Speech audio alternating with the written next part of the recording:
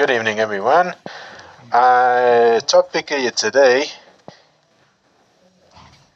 is about a Rabbi Bromberg, Rabbi Avraham Yitzchak Bromberg. And he wrote a book on Maimonides at the battlefield. And soon we are going to talk about when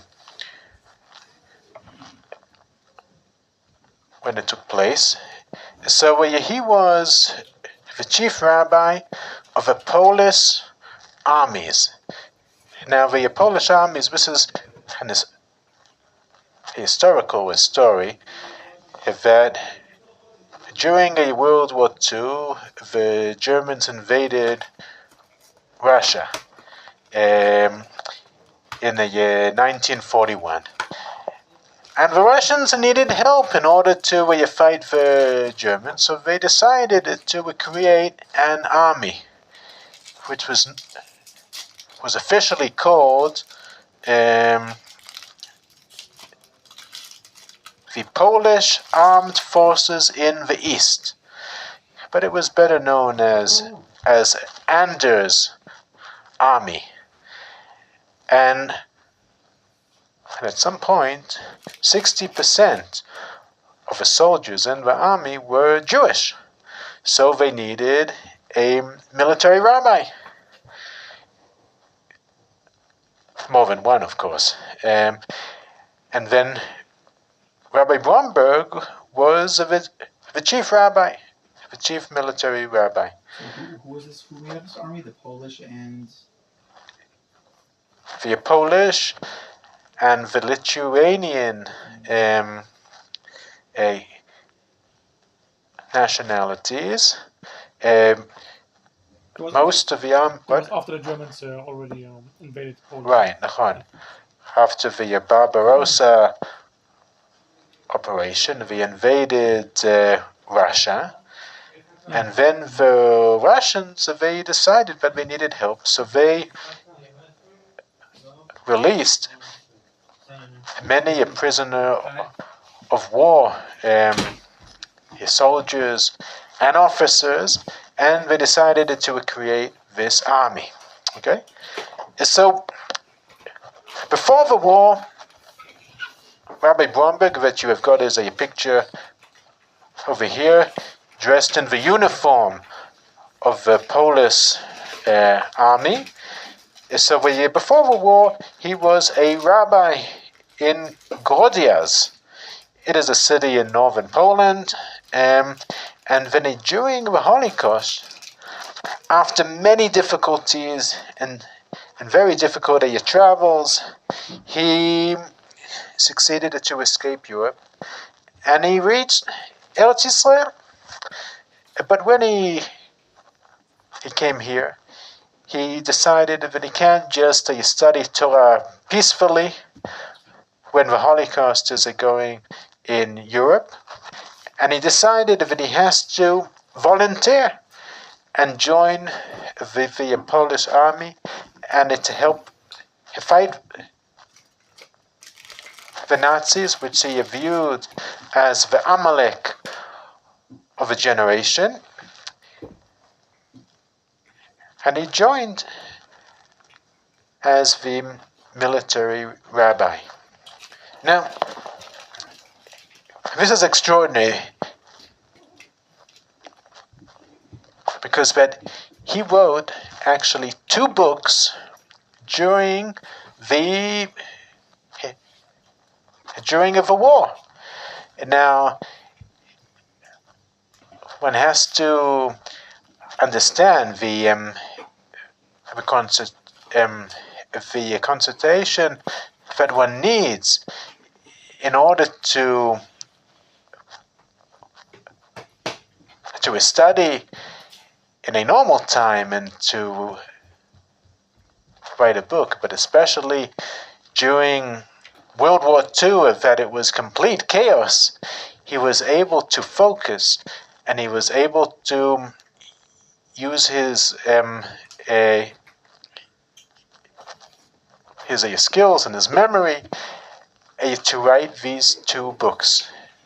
Now, these the books that he wrote, one book was called a Chomot Yerushalayim on the Jerusalem Talmud, which the study of the Jerusalem Talmud in regular times is very difficult. It is much harder than the Babylonian Talmud, also due to the fact that there are less commentaries to the Jerusalem Talmud. There isn't Rashi. I mean, just imagine studying the Babylonian Talmud without Rashi. It is almost impossible. And so the Jerusalem Talmud is very difficult just to understand. Show me. That's right. And of course, writing a whole book of a chidushim, of new insights on the Jerusalem Talmud, this is something that only a sage or two in each generation is able to do. And let alone writing it in the middle of a battlefield. And so in his introduction to his book, Chomot Yerushalayim, so he writes, I accepted upon myself the war effort, and I was recruited as the chief rabbi of the Polish armed forces in the east. This is how again I had to go on journeys to the unknown. And the second book that he wrote was it is the book that we are going to focus on this shiur, because it's extraordinary. It is a breakthrough in studying Maimonides. And to imagine that he wrote this book in the middle of World War II, in the desert, it is extraordinary because he didn't have any books, right? So, the second book is sources for the halachic rulings of Maimonides. So he writes, if the reader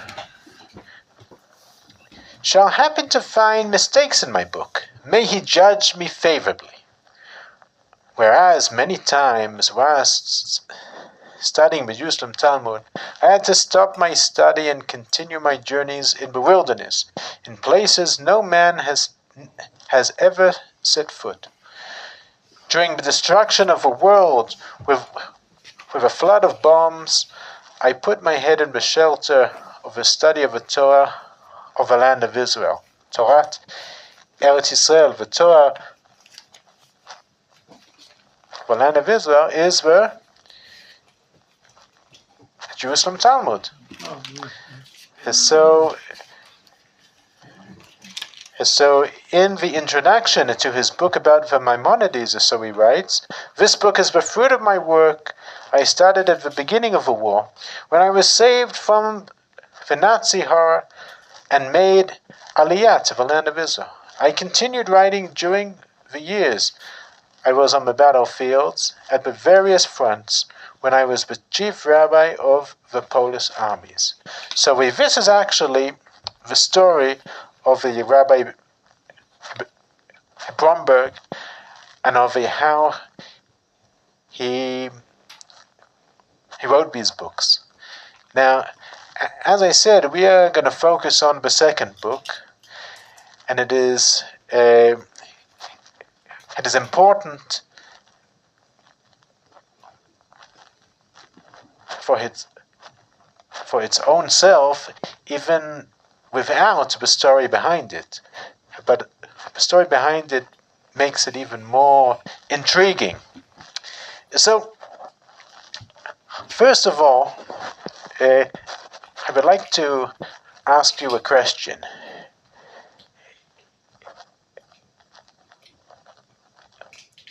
When you open up the book of the Maimonides, the Mishneh Torah, are there any sources in Maimonides. Sometimes he quotes Tanakhic sources, and I think also Talmudic sources also. Mhm. But there it's not like he explains exactly how we get there and derive the like the halacha from there. It's only one pasuk or that. That's right. Sometimes he does quote a few sources, but most of the time there are no sources whatsoever. And anyone who studies Maimonides or who wants to really understand Maimonides has got a very big problem. Because Maimonides himself wrote in the introduction to his book that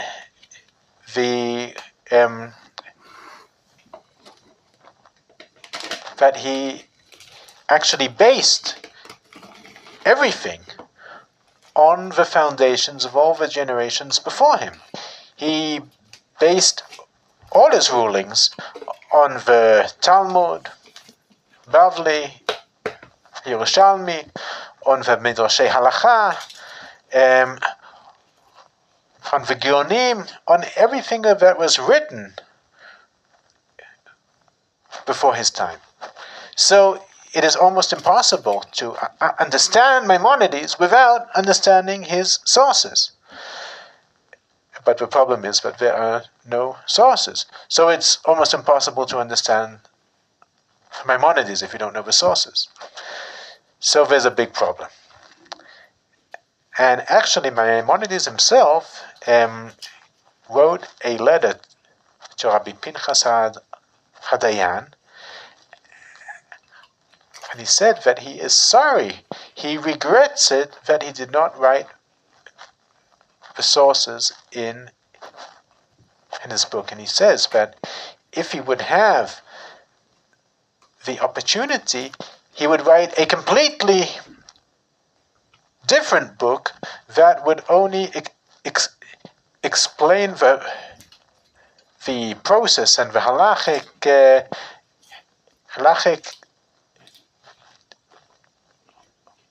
way how he got to his conclusions. Yeah. Do we know exactly why he didn't add sources? Is it possibly just because he wanted to keep it as brief? Because it's a massive body of text and he just wanted to keep it as brief as possible? So adding sources would have just taken up a lot more text. That is right. It is a yeshua that he wanted to keep it brief, but there is another reason. And if you look at the name of the book, it is called Mishneh Torah, Mishnah. He actually walked in the way of Rabbi Yehuda HaNasi, who assembled the Mishnah together. And Rabbi Yehuda HaNasi does not write the names of rabbis of the Tanaim if there is no disagreement. If there is a disagreement, so he of course writes the name, but it's called a Yistam Mishnah. A Yistam Mishnah, he does not write who actually said it. So in that way, Maimonides wanted to create a halachic a creation that is going to be so clear, crystal clear, and that he said it's going to be the only book that you are going to need except from a Tanakh. And now, and of course, it does not mean that one shouldn't study the Mishnah and the Talmud. Of course not. One has to study the Mishnah and the Talmud in order to understand Maimonides. So there is a problem. However, the Maimonides left us clues. he actually deliberately left us clues in order to discover his sources. Does anyone know what these clues are? Well, everything he says is a quote. Okay, very good. Excellent. Kol hakavod. Mamash, a beautiful idea. And it is true. You could look in at C, the preservation of a language of a Mishnah and the Talmud. So, the Rambam had a very important rule when he wrote the Mishneh Torah, that he would use the same language and the same terminology as the Mishnah and the Talmud. So this is something very important. Now, in places when the Maimonides changed the terminology or the language of a Mishnah, so he did it for two reasons. Either to teach a new law or to bring a new explanation from a different source. But it is very important to state now that the Maimonides almost never used one source for a certain law. He always built on many different sources. So in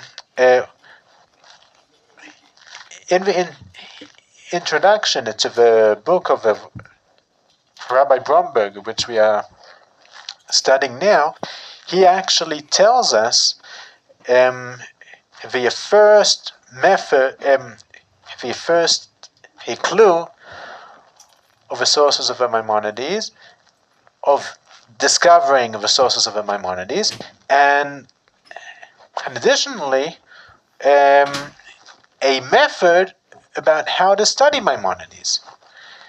So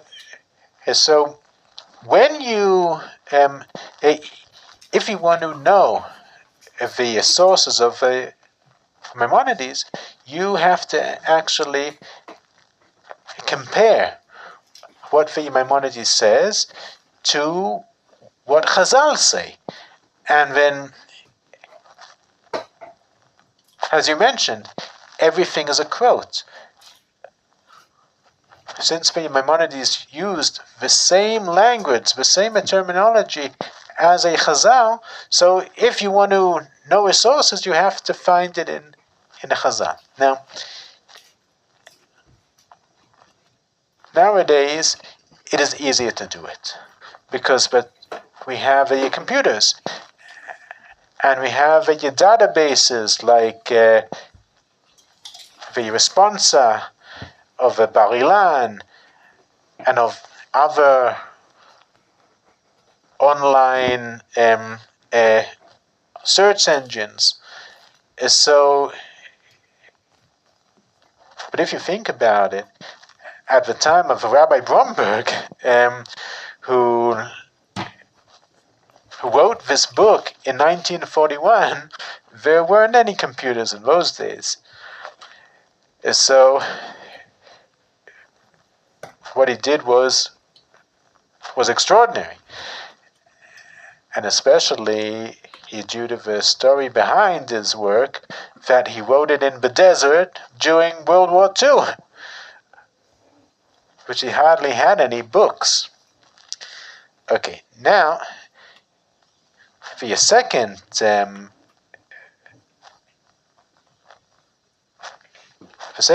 clue that Rabbi Bromberg brings in his introduction, you could see in D. Every letter in the Torah is meaningful. And in source 5, so it says in the tractate of the Kiddushin, לפיכך נקראו ראשונים סופרים, שהיו סופרים כל האותיות שבתורה. The early sages used to be called sofrim. Now, what does a sofrim mean? There's There are two meanings to the word sofrim. Scribe, someone who writes the Torah. That's right. Yeah. An author of a book. Author, right? And it's also another meaning. What does the verb lispor mean? That's right, to account. So they were also the greatest sages, and they were also able to account, because what they understood, they counted every single word in the Torah, because what they knew that every word counts. Every word is precise. Every word is meaningful. And every letter. So, as one has to account and pay careful attention to every single word in the written Torah, one also has to pay special attention to every single word and letter in the Old Torah. So Rabbi Bromberg tells us that in many places these words of a Chazal, they gave him a lot of inspiration, because he understood that sometimes one letter can actually change the meaning of a whole Mishnah. And there is an example. I'm going to show you an example. This is very interesting. So he says, you could see at the end of the source of 5. So he says, but one has to pay careful attention to the Mishnah and to see, according to what version Maimonides he ruled the halacha. Now, I'm going to show you an interesting example how even one letter can change the whole meaning. So you could look at a footnote number 4. I apologize that the print is microscopic, but let's say you try and figure out what he says. So he says over here like this.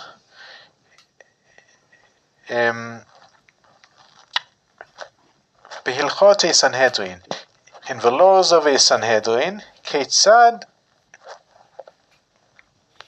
Danim Dinei Nefashot. How does the Sanhedrin rule a case of Dinei Nefashot, that the death sentence is in stake? So he says, Keshiyavo Edim LeBeit Adin, when the witnesses, they come to the court, ואומרים, ראינו פלוני זה שעבר עבירה פלונית, and we saw the suspect who murdered so and so. Okay? And then Beit Adin, the Sanhedrin, they of course question the witnesses, right? אומרים להם, מכירים אתם אותו? התראיתם בו? Do you know him? So, when they ask,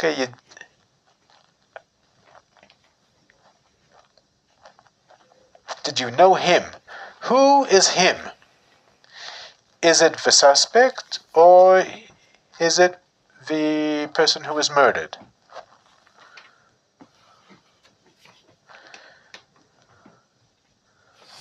The suspect, no? I would think so. So who thinks it is the suspect? Okay. Who thinks it is the person who was murdered? Could you repeat the Yeah. question? You could. So it says, אומרים להם, מכירים אתם אותו? Do you know him? Oh, suspect or the who? What a victim. Oh, Oh, the victim. I'll try to suspect. the victim. Who's the last person referred to? In the text.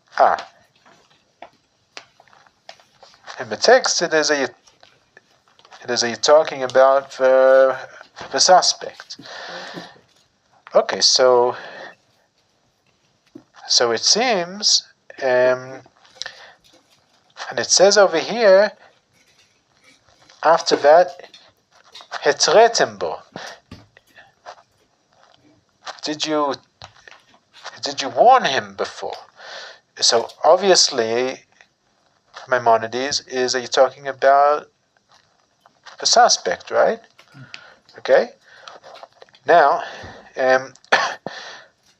so the Rabbi Bromberg says that this proves that the Maimonides is actually basing his ruling on the Mishnah in the Sanhedrin, that it says, "Mekirim atem oto," that it is talking about the suspect, and it is not talking about the victim. Okay? But the things get more complicated, okay? Because what it says, Rashi says,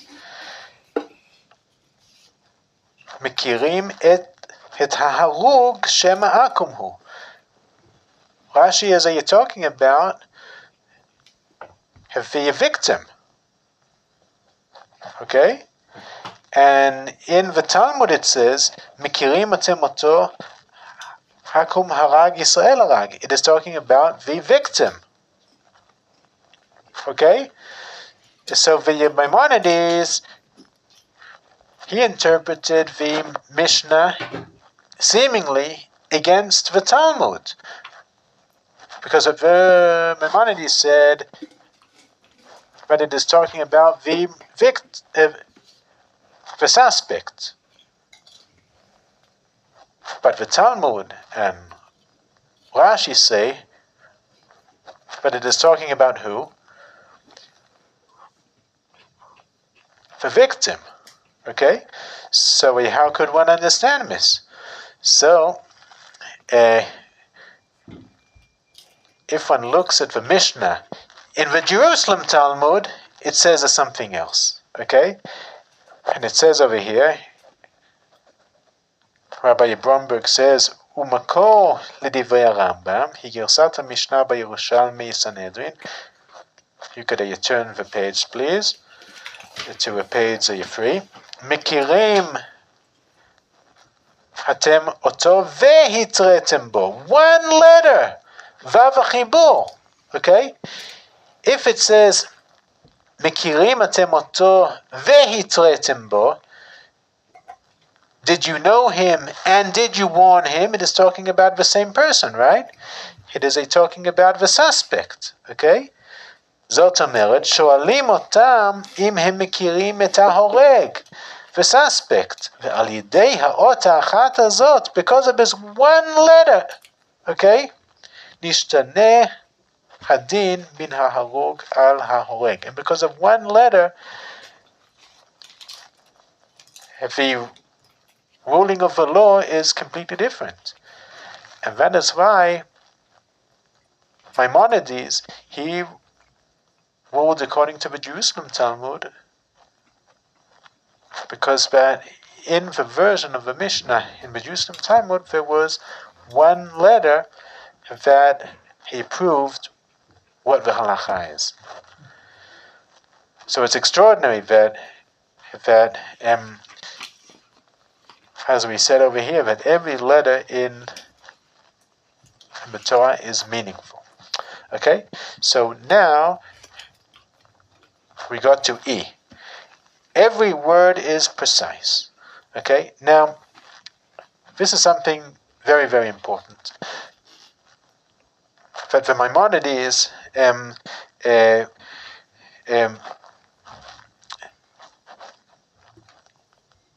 I will say it perhaps a bit differently. That if the manuscripts of the Maimonides, there is a very big problem with them. Because we do not have a full manuscript in the handwriting of the Maimonides. We have got one manuscript on the book of Mada and of Ahava, that it was signed by the Maimonides, that he writes there, this manuscript was copied from my personal book, and I approve it. Okay, it is today in Oxford University in England.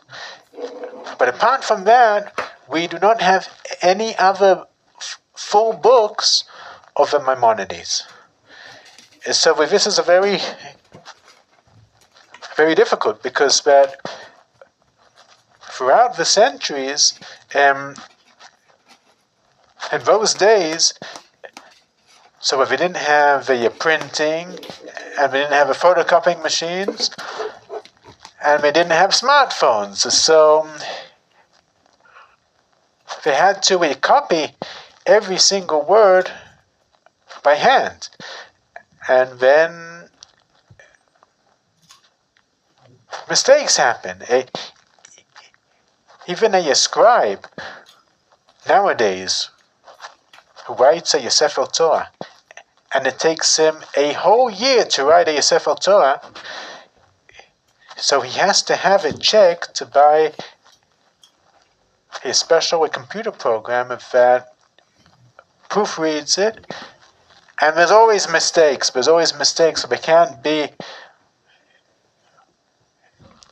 there's always mistakes, but it is very difficult to write things like that. When did they start doing that, scanning the Torah with the computer program? But I guess, as soon as we invented that a technological a possibility. Maybe the 90s at some point? I don't know exactly when, how old that technology is, but as soon as it was possible, they did it. As it says, like you have to use all the technology for the service of Hashem. If the Lubavitcher Rabbi, you talk about that, and when they first invented a satellite communication, so he gave he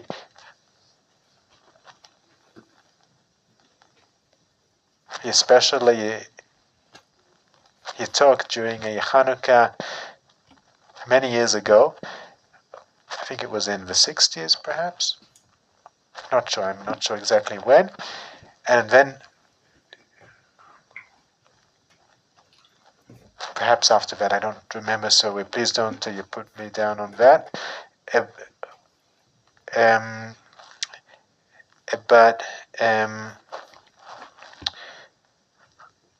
So we said in that speech that one has to use all the types of a technology in order to teach a Torah. And I will just say that if Rabbi Jonathan Sachs, so he was a very big expert in that, because that every new technology that he came out, so he said that we have to use it in order to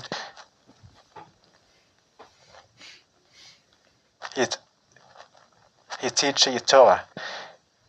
He even made like those animated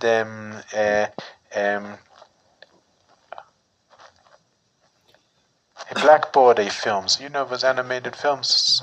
So he did it about the most he complicated issues, but he was able to make it a clear. Rabbi, one of his good friends, Rabbi Binchtuk. So he had told a story about Rabbi Sachs that Rabbi Sachs said that when I die, so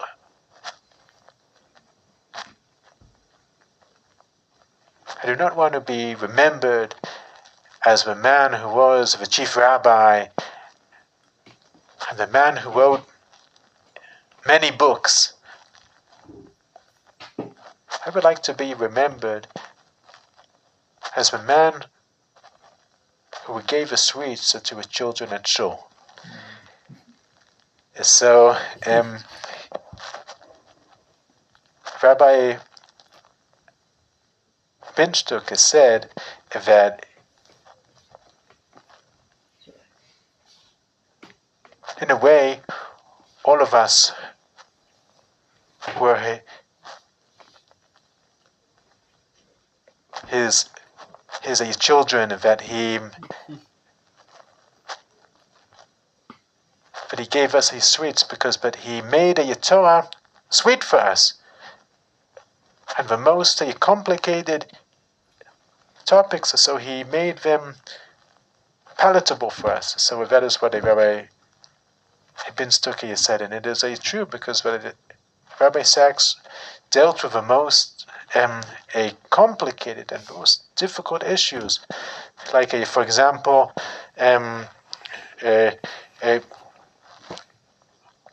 how to explain evil in the world. Why do that? There's that book, Not in God's Name. Is that right? That's right. That is something else, but he talks about why does bad things happen to good people, and he's got an extraordinary explanation. Perhaps during the year we're going to talk about this as well.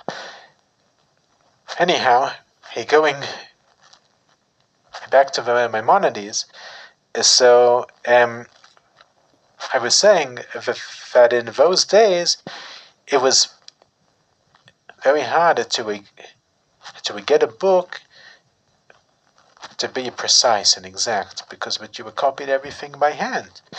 So we see that even in our generation there are still printed volumes of Maimonides that are full of mistakes. Rabbi Rabinovitz from Ma'ale Dumimi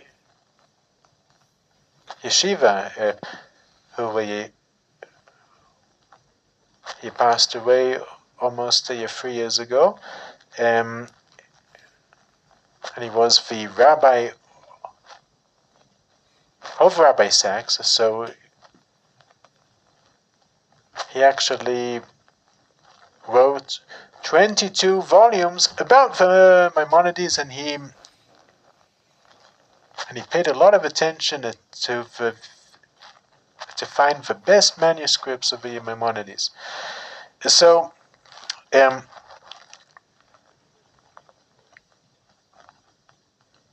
one has to try and understand that every word in the Maimonides is a precise, and one has to have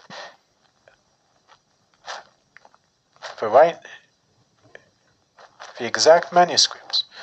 Okay, so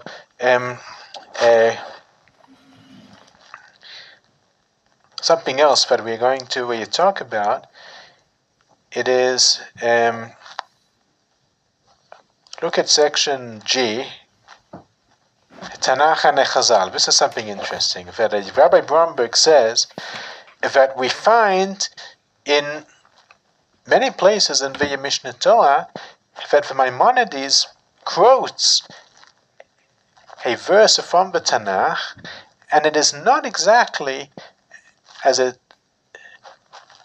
is said in the written in the Tanakh. And the question is why? So if there were those who said that it is probably a misprint, or there was a mistake in the manuscript, like we talked about before. But a Rabbi Bromberg thinks otherwise. And he says, עד שעלה ברוך השם בידי לברר כי אין כוונתו של הרמב"ם לפסוק גרידא, אלא גם לדברי חז"ל באותו העניין. So, what he means, it is that when Maimonides, he quotes a verse, so he is not only quoting the verse itself, he is also quoting what Chazal said on this verse. So that's why it is going to be different. It could be different because the method of a Chazal was also to not quote the psukim exactly how they were written, because they sometimes they connected between the two psukim in order to explain an idea. So, if one understands what a Chazal said on these verses, so it is possible to also understand Maimonides. Okay? And now,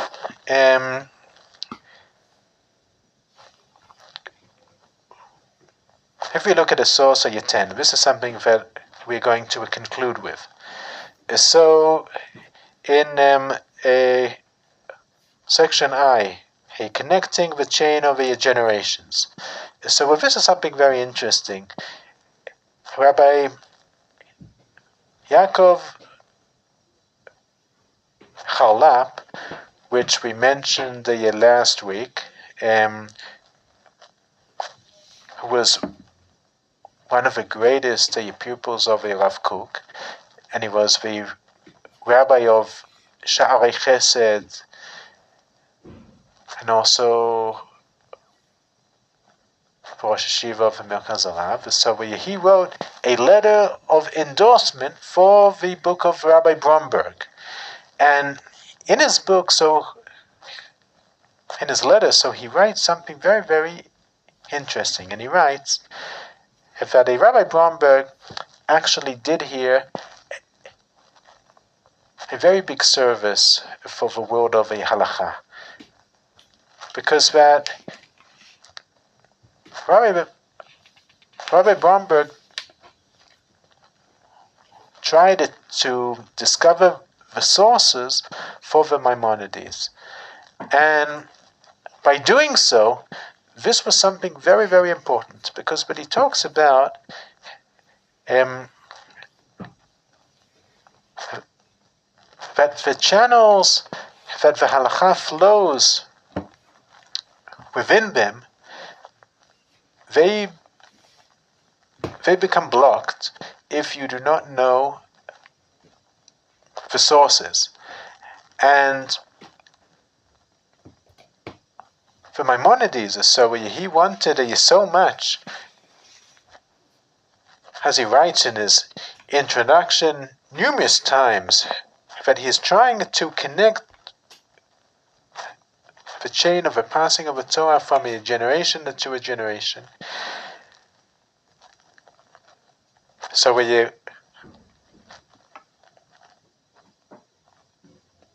Rabbi Charlap is actually saying that the importance of discovering the sources of the Maimonides is very, very fundamental, because that by doing so, we actually link together the chain of the generations from Mount Sinai to Maimonides to our generation. And this is something very, very important to do. So, this is just about the introduction of the book of the Rabbi Bromberg, who again wrote it in the middle of a battlefield in the desert during World War II, and it is extraordinary how he was able to go to such depth, such deep understanding of the Maimonides at those terrible conditions. So,